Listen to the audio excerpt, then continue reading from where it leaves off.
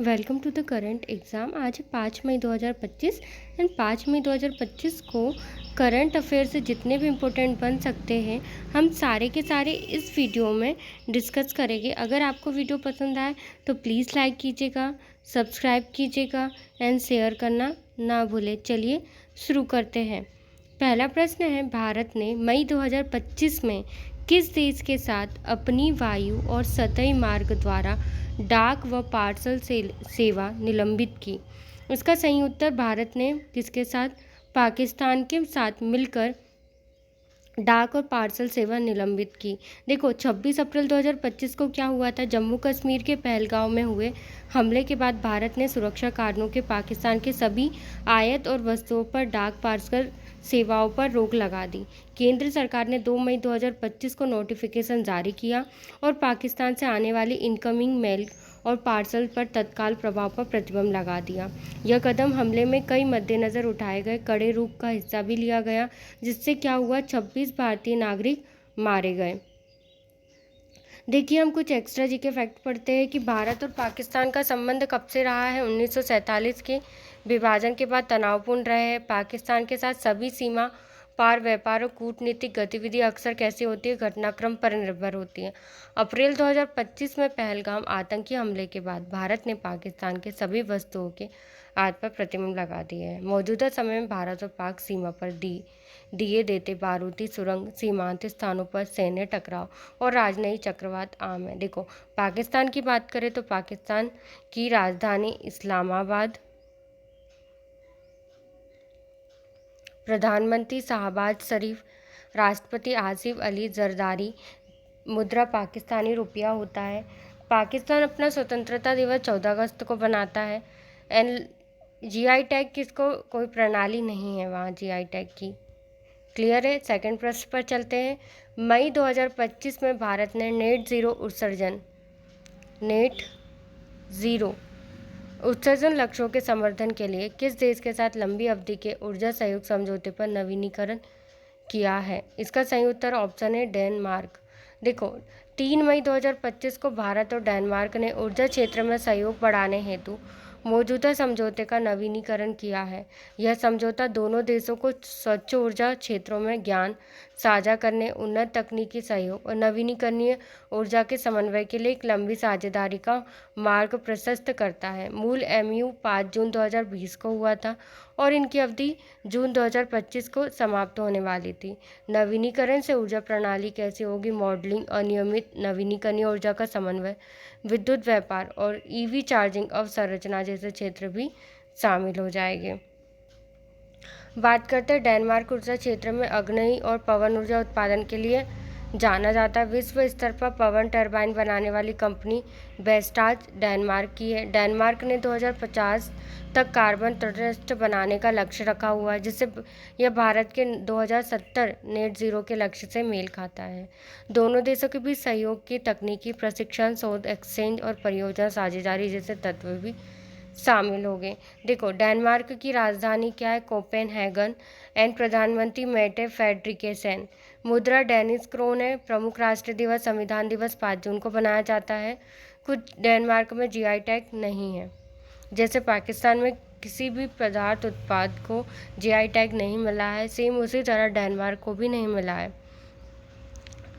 अगला प्रश्न पर चलते हैं। मई 2025 की एनी बेनी के इतिहास में रचने वाली दूसरी बार लगातार प्रधानमंत्री पद पर जीत हासिल की है, वह किस देश की प्रधानमंत्री है? तो एनी बेनी, जो कि ऑस्ट्रेलिया की प्रधानमंत्री है। इन्होंने आम चुनाव में लेबर पार्टी के नेता एंथनी एल्बनी की ऐतिहासिक जीत दर्ज की है। वे 2 दशक में लगातार कार्यरत जीतने वाले पहले ऑस्ट्रेलियाई प्रधानमंत्री बन चुके हैं। मुकाबले में उनकी पार्टी ने एक मजबूत बहुमत भी हासिल की है, जबकि विरोधी नेता पीटर डटन को हार का सामना करना पड़ा। एल्बनी नेतृत्व में सरकार ने घरेलू तौर पर आर्थिक असमानता को दूर करने और विदेशों में अमेरिकी को मुकाबले में ऑस्ट्रेलियाई मॉडल अपनाने की कोशिश भी की है।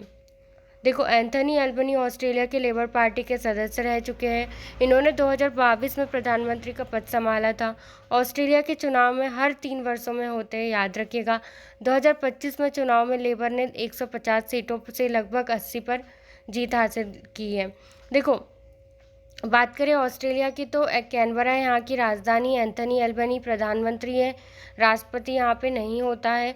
मुद्रा ऑस्ट्रेलियाई डॉलर एंड प्रमुख राष्ट्रीय दिवस ऑस्ट्रेलिया कब मनाया जाता है? 26 जनवरी को। और हम 26 जनवरी को इंडिया में क्या मनाया जाता है? याद रखिएगा, गणतंत्र दिवस, रिपब्लिक डे। और जीआई टैग, इसमें भी ऑस्ट्रेलिया में भी कोई जीआई टैग नहीं है लागू।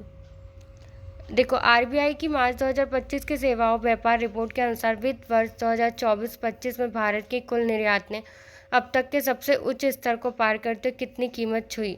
तो इसका सही उत्तर कितना है? 824.9 अरब डॉलर की कीमत।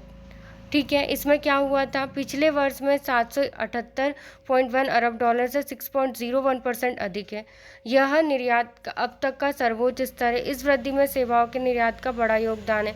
2024 और 25 में 387.5 अरब डॉलर 13.6% की वृद्धि तक पहुंचा है। सेवाओं के निर्यात में सूचना प्रौद्योगिकी, दूरसंचार, परिवहन एवं वित्तीय सेवाओं का बड़ा योगदान होता है।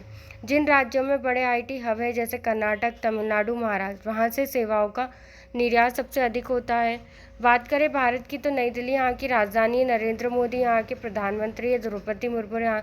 जीआई टैग भारत में जीआई टैगिड उत्पाद है। 2004 से 5 को दार्जिलिंग चाय को मिला है। राष्ट्रीय दिवस 15 अगस्त और गणतंत्र दिवस 26 जनवरी को बनाया जाता है। लास्ट में अंतिम क्वेश्चन है कि कन्नड़ डिप्पिया नामक पारंपरिक हस्तशिल्प को हाल ही में जीआई टैग मिलने की चर्चा है। यह हस्तशिल्प किस राज्य की आदिवासी परंपरा से संबंधित है? तो इसका सही उत्तर ऑप्शन बी, केरल। देखो, जो कठडिपिया है एक पारंपरिक आदिवासी के द्वारा बनाई गई एक अस्तर चटाई है जो केरला के आदिवासी समुदायों के द्वारा बनाई जाती हैं। इसमें क्या होता है? अप्रैल 2025 में जीआई टैग से नवाजा गया है। केरल का पहला आदिवासी हस्तशिल्प उत्पाद बन गया है जिसे सम्मान कठडिपिया बांस की नरम आंतरिक परतों से बनी होती है और इसका विशिष्ट प्रतिबिंबकारी डिजाइन इसे अलग बनाता है। जीआई टैग मिलने से इन कारीगरी को वैश्विक मंच पर पहचान मिलेगी और स्थानीय आदिवासी समूह को भी इसमें बनाया जाएगा। केरला के आदिवासी समुदाय जैसे ओराली, मान्यम, मुतु, मलयाम आदि की करम्पिया की परंपरा को सुरक्षित किया गया है। भारत में पहला जीआई टैग दार्जिलिंग चाय को 2004 से 2005 में मिला गया। जीआई टैग से उत्पाद की विशिष्टता की गुणवत्ता को सुरक्षित होता है।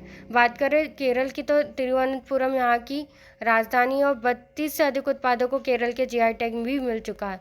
तुरुन पान का पत्ता, इतेन चेरी अड्डा जैसे भोजन भी इसमें शामिल है। देखो, पिनराई विजयन मुख्यमंत्री है, राजधानी तिरुवनंतपुरम है। राष्ट्रीय दिवस केरल 1 नवंबर को मनाया जाता है और स्थापना दिवस मध्य प्रदेश की भी 1 नवंबर को होती है। केरल का प्रमुख कृषि उत्पाद जीआई टैग भी मिला है मरचीनी 7 को। वीडियो पसंद आए तो प्लीज़ लाइक कीजिएगा, सब्सक्राइब कीजिएगा और प्लीज़ मेरा सपोर्ट कीजिएगा। Thank you for watching.